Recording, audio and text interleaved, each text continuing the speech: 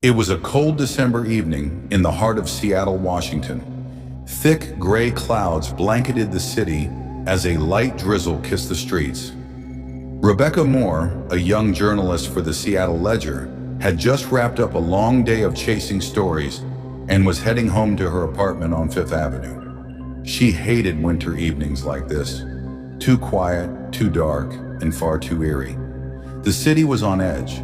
Over the past 2 weeks, a series of mysterious blackouts had been plaguing the downtown area. No one knew what caused them. Power companies swore their systems were fine, yet entire blocks would suddenly go dark for hours at a time. Strangely, these blackouts seemed to occur at the same time as unexplained disappearances. 4 people had vanished without a trace, all from areas hit by the power outages. Rebecca wasn't easily spooked, but something about the pattern unsettled her. The victims were random: a tech entrepreneur, a high school teacher, a bartender, and a homeless man. No connection, no witnesses, just darkness and silence. As she entered her apartment, the hum of the heating system welcomed her. She set her keys on the counter, poured herself a glass of wine, and opened her laptop. Her editor had asked her to write a piece on the blackouts, but she wasn't sure where to begin. She had spent the last week digging through police reports, interviewing residents, and even visiting the sites of the disappearances. Nothing added up. The clock ticked to 8:13 p.m. Rebecca was staring at her screen when, without warning, the lights flickered and went out. Her apartment was plunged into darkness. Heart pounding, she grabbed her phone and turned on the flashlight. "Not now," she muttered, glancing out the window. The entire block was dark. She called the power company, but the line was busy. Grabbing a sweater, Rebecca decided to step outside and see if anyone else was experiencing the outage. The air was biting, and the streets were unnervingly silent. As she walked, she noticed something strange. Every car on the block was empty. The streetlights were out, and even the faint glow of nearby buildings had vanished. It was as if the entire area had been swallowed by a void. Then she saw it.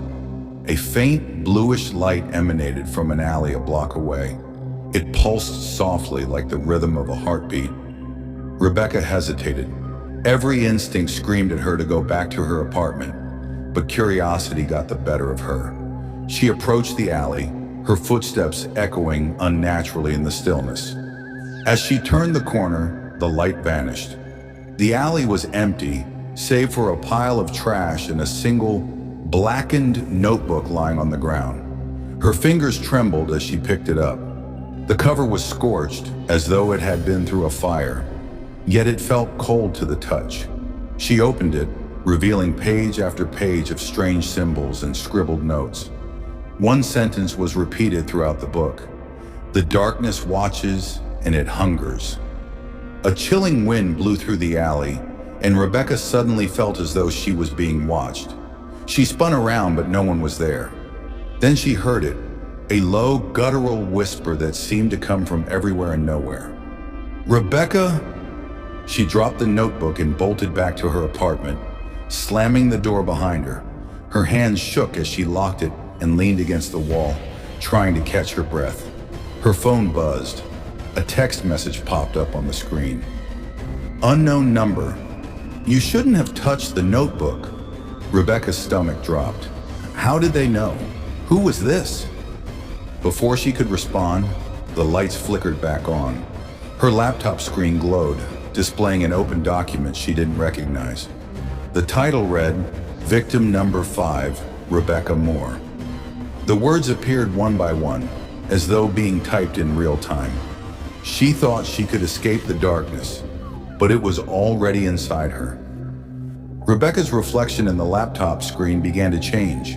Her eyes darkened, her face twisted, and a sinister grin spread across her reflection's lips. She screamed and turned away, only to find her apartment was no longer her own. The walls dripped with a black, tar-like substance, and the air reeked of decay. The last thing she heard before everything went black was the sound of her own voice whispering from the shadows.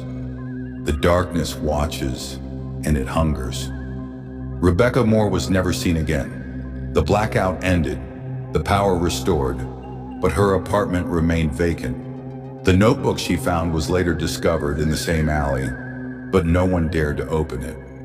Rumor has it, those who do are marked by the darkness, and it always comes to collect.